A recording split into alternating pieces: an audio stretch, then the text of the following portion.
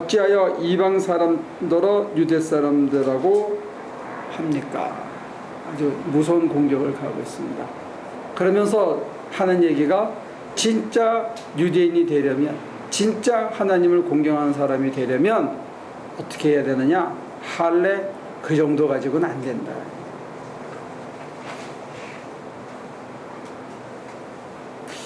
이 성경 공부를 인도하다가 사실은 제가 회심이라 그러면 좀 그렇고 개종은 아닌데 하여튼 제가 공부했던 신학이 무너지는 소리를 들었습니다. 신학이 무너지는 소리를 들었다는 거는 뭐냐면 성경이 요구하는 대로 산다는 것 자체가 신학을 하게 되면 논리성은 있고 정확성은 있는데 합리적으로 믿기는 하는데 이렇게 투박하게 얘기해서 사람을 분지르는 맛은 없습니다. 설득하는 맛은 있고 논리적으로 사유해서 그렇지는 하는데 이 바울 선생님의 이런 글처럼 사람을 확 코너에 몰아넣고 그냥 훅 쑤셔서 누가 그런다더래 칼에 찔리면 바람이 빠지는 것 같아서 이렇게 주저앉는데요. 그런 기분을 주는 겁니다. 내가 내 인생을 다 포기하고 주를 위해서 산 것 같은데 이 성경의 칼날에 찔리면 그게 다 허구였다는 것을 받아들일 수밖에 없는, 그게 다 겉멋이었다는, 내가 해오던 신앙생활이 겉멋이었다는, 껍데기뿐이었다는 걸 이제 인정할 수밖에 없는 그런 아주 날카로운 비수가. 한번 그 바울 선생님의 별명이 사시미간이었는지 모르겠어요. 무서워. 언제 찔렀다가 나갔는지도 모를 정도로 찔리는 거예요. 무서운 공격입니다. 너 믿는다고 하면서 왜 다른 사람 믿는 것조차 방해하냐, 이 얘기입니다. 다른 사람도 너같이 똑같이 만들려고 그러느냐, 이 얘기입니다. 굉장히 무서운 얘기입니다. 너처럼 될까봐 겁나는데 너 같은 애를 또 만들고 있다는 거예요. 말로는 굉장한 얘기를 하고 있지, 그렇지만 너 하는 얘기가 너 같은 애 만드는 거야 지금. 그래도 어떻게 이게 성경으로 남아있는 이 서신이 그럼에도 불구하고 살아남아있는 그런 있습니다. 글쎄, 예루살렘 교회 세력이 어마어마했을 텐데. 학자들은 그렇게 얘기를 해요. 이 글이 말시온 계통의 사람들에게는 아주 열렬히 환영을 받았다 그래요. 그러니까 정말 퓨어한 삶을 살라고 하는 극단적인 이단들은 여기에 막 환호할 수밖에 없고 자기들을 정당화시켜준다고 생각을 했다는데,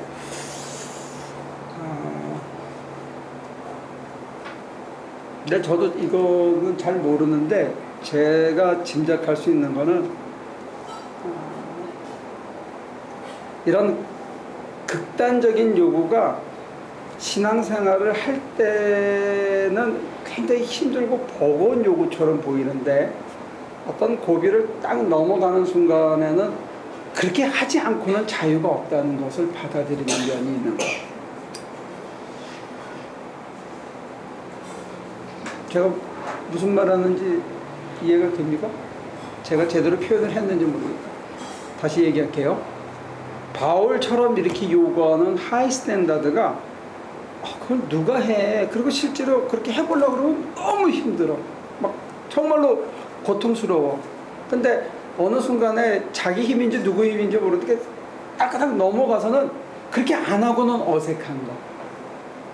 그래서 이게 그 깊은 영적 세계에 들어갔던 사람들이 다 고개를 끄덕끄덕하고 받아들이기 때문에 이게 그냥 여전히 살아나는 거예요. 그래서 성경은 역설적으로 수도원에서 살아남았어요. 재밌죠?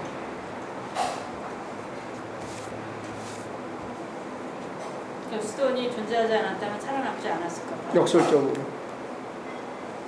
죄의만 남았을 거예요. 정도로. 이 성경의 말씀대로 묵상하고 살아보려고 길을 쓰고 이것을 끝까지 보존한 사람들은 오히려 극단적인 하이 스탠다드를 요구했던 수도원 사람들이었다는 거예요. 진짜 재밌는 겁니다. 마틴 루터가 이 성서학자였다는 거, 이건 아주 또 하나의 역설입니다. 그가 수도원에 있었거든요. 수사였습니다. 신부지만 동시에. 그러니까 이 성경이나 어떤 종교도 마찬가지지만 이 비의라 그러거든요. 시크릿이라 그러는데 그 종교의 진수고 시크릿 코어가 아주 핵심이 경전에 담겨 있는데 이게 일상의 언어로 표현되어 있지만 신비한 의미를 담고 있다는 거예요. 비의를. 그래서 그 비의를 접한 사람들에게는 이게 너무나 또 하나의 논리, 또 하나의 디멘전에서 너무 당연하기 때문에 그렇게 하는 게 제일 쉬운 길이라는 거예요. 이게 사람을 판단하게 만듭니다. 따라가면서. 우리한테는 너무나 어려운 길인데 거기에 이른 사람들에게는 이렇게 안 하는 게 더 어렵다는 거예요. 갈 길이 멀죠. 이제 그 사람들은 그렇게 얘기하죠. 이렇게 쉬운 길을 놔두고 근데 너 왜 이렇게 어렵고 힘든 길만 골라서 다니냐. 속된 말로 좀 화한장을 할 일입니다. 이게 참 예수 믿는 게 어떤 종교에 들어가는 것도 마찬가지겠지만 특별히 여기서는 그렇습니다. 자, 넘어가 볼까요? 바울이 얘기하는 코어는 그럼 도대체 뭐냐? 우리는 본디 유대 사람이요 이방인 출신의 죄인이 아닙니다. 그러나 사람이 율법을 행하는 행위로 의롭게 되는 것이 아니라 예수 그리스도를 믿는 믿음으로 의롭게 되는 것임을 알고 우리도 그리스도 예수를 믿은 것입니다. 이게 우리 개신교인들에게는 교리로 무조건 이렇게 외우고 있습니다. 이게 너무 당연한 얘기로 돼 있는데 2000년 전에는 이 얘기하는 거는 맞아 죽을 각오를 하고 쓴 겁니다.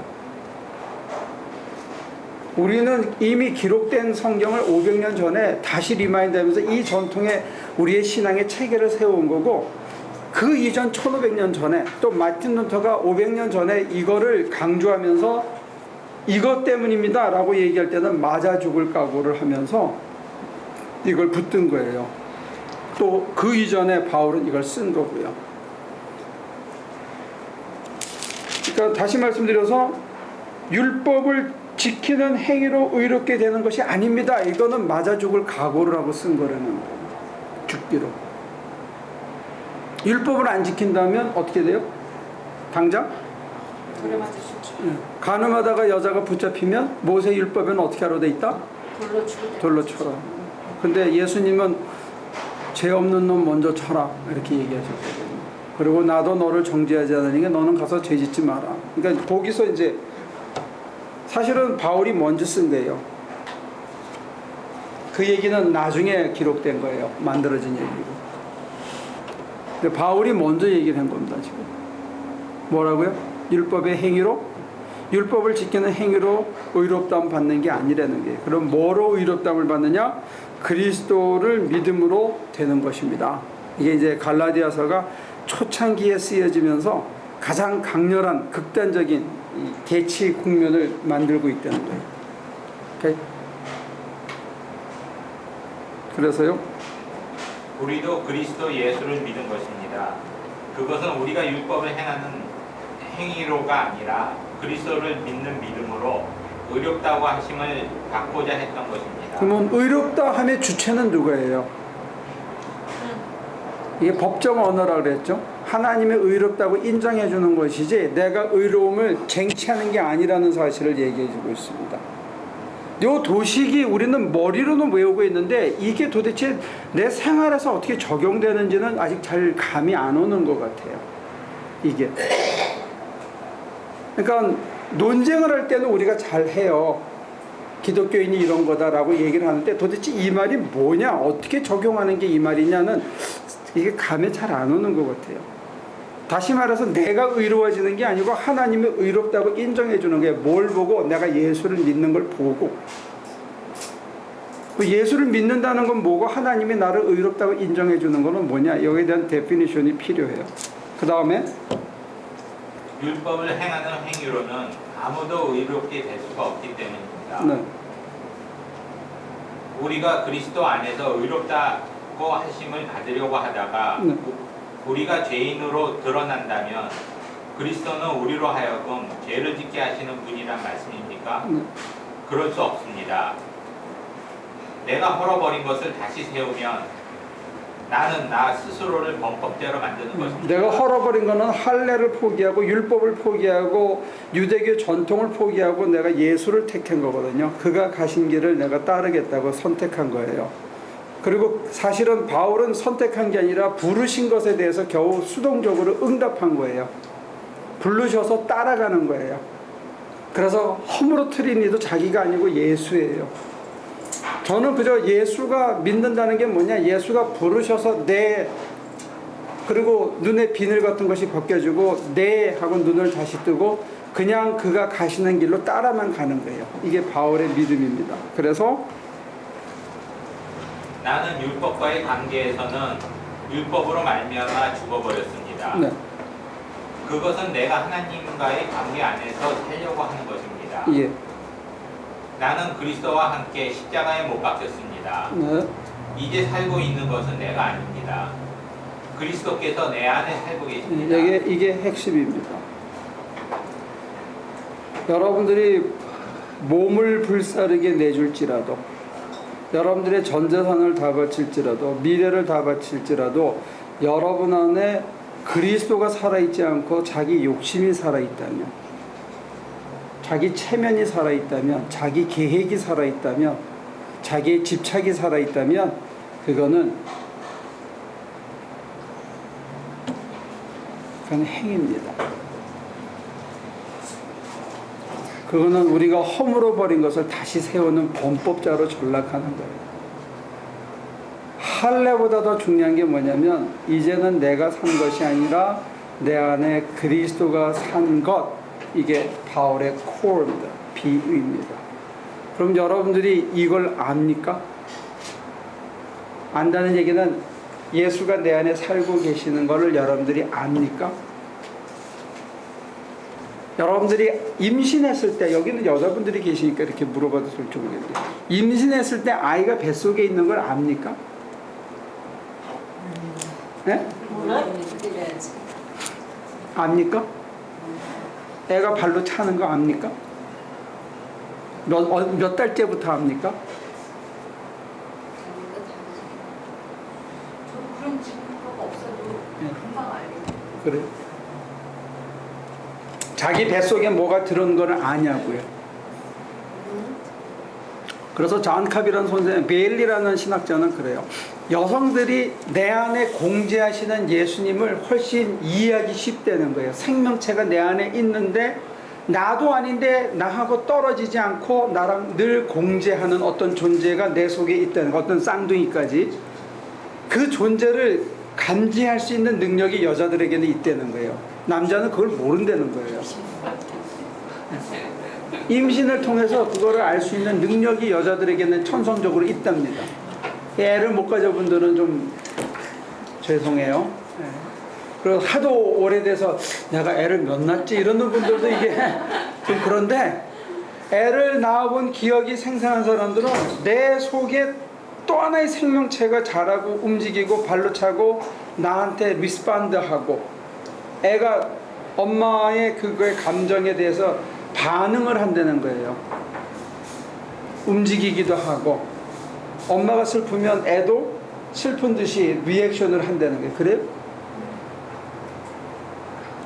대답하는 사람이 하나밖에 없어요. 엄마가 슬프면 애도 슬퍼하는 걸 느껴요? 그건 하은이는 좀 둔했나? 하은이 엄마가 둔한 거야? 하은이가 둔한 거야? 아, 내가 오버하는 거야? 여자들은 그게 있대. 그 남자들은 이게 이해가 잘 안 가거든요. 여자는 그 엄마가 슬프면 슬프잖아요. 그러니까 똑같은 거. 아니 뱃속에 있는 애가 슬퍼하는 걸 엄마가 다시 아냐고요. 서로 교감이 있냐 이거지. 아니, 그건 어떻게 하는 거예요? 그건 몰라요? 그럼 애가 막 뛰고 하는 거는 알아요? 당연히 알죠. 그건 주먹질하고 발질하고 그런 건다 알죠. 그 정도만. 애가 뭐 힘들어하거나 이런 거는 몰라요? 아니, 왜 제가 몸이 힘들면 막 배도 딱딱하게 뭉치고 애도 움직이지 않고 힘들죠. 되게. 없어도 바빠요. 긴장하고. 그 정도. 제가 편하면 아이가 이거는 더 자유로워지고 얘기하는 애의 감정을 하는 거는 그러니까 첫째는 함께 있다는 사실을 아는 감각이 있다는 거고, 그 둘이 서로 교감하는 걸 어느 정도 안다는 거, 이게 있다는 게. 근데 남자는 그게 뭔지 몰라요, 사실. 내 속에 뭐가 또 하나 있다는 거를 받아들이기 참 힘듭니다. 그리고 또 합리적인 사람들은 영적인 체험으로 그냥 기도하다가 막 보든지 막 회개하고 까무러치고 이런 거는 있는데, 그가 내 안에 늘 함께 계셔서 내 옆에 계시고 내 안에 계시고 하는 것을 사실 우리가 이 감각하기가 참 힘들어요. 근데 바울은 지금 이게 문자적으로만 한 얘기가 아니거든요. 실제로 그리스도가 내 안에 계신 거예요. 이게 할례 받는 것보다 더 중요하다는 거예요. 내가 하겠습니다 하고 해야 되겠다 하고 하는 것보다 훨씬 더 중요한 거, 우리가 그렇게 해서는 안 된다는 거예요. 해보니까 진짜는 뭐냐, 그가 내 안에 계셔야 되더라고요. 이게 개신교 신앙의 코어입니다. 코어. 이게 있어야 우리는 수도원을 짓고 그 속에 들어가서 이걸 찾으려고 하지 않고, 생활의 현장에서 생활하면서 일하면서 땀 흘리면서 노동 치면서 그 속에서 이 예수를 이루고 나가고 싶어하는 이 생활 속의 수도원을 이루는 거, 이게 개신교 신학이에요. 개신교는 수도원 속으로 들어가는 게 아니고 수도원을 깨고 부셔서 세상 속에서 수도하는 거, 이게 개신교 신학입니다. 뭘 수도하느냐? 내 안에 계신 그리스도를 수도하는 거예요. 이걸 느낄 때까지. 그리고 이분이 움직이는 대로 내가 따라 움직일 때까지 따라가는 거예요. 이게 개신교 신학의, 이걸로 구원받는다는 거예요. 이걸로 구원을 누리고 산다는 거예요. 이 예수가 내 생활 속에서 나를 끌고 다니시면서 내가 어떤 삶의 자리에서도 하나님의 나라를 맛볼 수 있다는 게 이게. 그래서 내가 하나님을 위해서 뭐 껍데기 하나 베는 거, 내 재산 좀 바치는 거, 이거하고 다른 차원이라는 거예요. 같이 더불어. 그러니까 바울의 이 디펜드 자체가 달라요. 이 사람들은 할례 받아야 되느냐 말아야 되느냐, 받아야만 된다 안 받으면 죄다 하는데, 바울은 율법의 행위로가 되는 게 아니기 때문에 진짜는 뭐냐, 내가 예수님이 내 안에 계셔서 늘 함께 사는 거, 이거가 진짜라는 게. 그렇지 않으면 이게 다 헛일이라는 게. 이게 그래서 갈라디아서가 굉장히 이 도전적이고 개신교 신학의 어떤 파운데이션을 만드는 이론적인 틀이 되는 거죠. 근데 그 만약에 바울이 옳다면 이게 개신교 신학의 파운데이션이라면 저나 여러분들에게 던지는 도전은 굉장히 심각합니다. 뭐가 심각하냐면 지금 여러분들의 심장 안에 예수가 살아 있습니다. 여러분들이 예수님 안에서 호흡하고 지내고 예수님과 영적 교감이 있습니까? 그게 예배당에서 예배드릴 뿐만이 아니라 성경을 읽을 때나 기도할 때뿐만이 아니고 무슨 짓을 할 때라도, 어떤 일을 하더라도 아플 때나 기쁠 때나 슬플 때나 괴로울 때나 부할 때나 가난할 때나 그걸 다 떠나서 예수가 내 안에 계신 걸 느끼고 살아가고 있습니까? 그게 어떤 기도원이나 수도원의 어떤 담장 안에서만이 아니고 그걸 깨부시고 나와서 생활의 현장에서 그게 되느냐, 이게 개신교라는 거예요. 이게 바울이 얘기한 복음입니다. 바울은 된다고 생각을 한 거잖아요. 바울은 됐던 거예요. 임신은 물리적으로 가능한데 이게 물리적인 게 전혀 아닌데 그게 어떻게 가능한 건지 설명한 적은 있어요? 설명하고 있죠. 이런 이론적인 거 말고 조금 더 이렇게. 이게 이론이 아니고 자기 체험이에요. 자기 체험이라고. 이게 내 안에 이제는 내가 산 것이 아니라 내 안에 그리스도가 삽니다, 이겁니다. 그러니까 옥중에서도 바울처럼 많이 두들겨 맞은 사람도, 맹수의 위협을 받은 사람도, 배신을 당한 사람도, 그리고 많은 추종자를 가졌던 사람도, 많은 기적을 일으켰던 이 양극을 다 왔다 갔다 한 사람이죠. 다 해보고 우리한테 권면하는 겁니다. 자기가 해보고. 이거는 이론이 아니고 자기의 체험된 간증이. 그래서 이게 제가 아까 얘기한 것처럼 사심이 칼 같다는 거예요. 신학자들은 쥐어짜서 남의 얘기를 짜집게 해가지고 자기가 조금 더 묵상하고 이거구나 해서 저도 그렇게 해서 책을 한 2권 써봤거든요. 근데 바울의 편지를 쓰면서 제가 무너졌다는 얘기가 뭐냐면 이거는 자기 체험담이라는 거예요. 이게 무거운 거예요. 남의 얘기가 아니고 자기 얘기를 쓰고 있다는 거예요. 그리고 이게 상아탑 안에서만 이루어지는 게 아니고 시장 통해서 이 사람은 실제로 천막을 기우면서 해본 거예요. 제가 예배당에서 이렇게 깨끗하게 입고는 예수 믿는 것처럼 할 수 있어. 근데 나가서 일하는데 어떤 놈이 되지도 않는 걸 또 유혹할 때는 승질이 팍 솟을 때는 안 되더라 이게요. 그게 돼야 되는데. 그러니까 제가 되는지 안 되는지 예수님께서 확인하시려면 예수님은 아시겠지. 근데 내가 되는지 안 되는지 예수님께서 저한테 확인시켜 주시려면 어떻게 하면 돼요? 네? 아니 저는 예배당 안에서 여러분들이 웬만큼 찔러가지고 잘 안 죽죠. 이제도 조금 요만큼 노련해져서 조금 귀에 거슬리고 눈에 거슬린 게 있지만 웬만큼 에이 다음 주에 하지 뭐 이렇게 할 수 있는데 저기 노가다 판에 가서는 안 되더라고 아직. 그러니까 가짜라는 게 딸내미 아들내미한테는 되고 남한테 안 되면 이거 가짜예요. 친구들한테는 되고 생판 다른 사람한테 안 되는 게 가짜예요. 이건 우리 신앙이 가짜라는 거예요. 응? 뭐야? 저희 진짜로 표현하기 위해서 어떻게 해야 되는 겁니까? 얼마큼이나 그러니까 지금 여러분들이 말은 이미 들었는데 그게 뭔지 감각이 없는 게 뭐냐면 이제는 내가 산 것이 아니라 내 안에 그리스도가 산 것입니다는 이 말에 감각이 없는 게 이게 무슨 뜻인지 못 알아듣는 거라니까. 바울은 결론을 얘기해 줬어요. 이게 되는 길이라는 거예요. 이게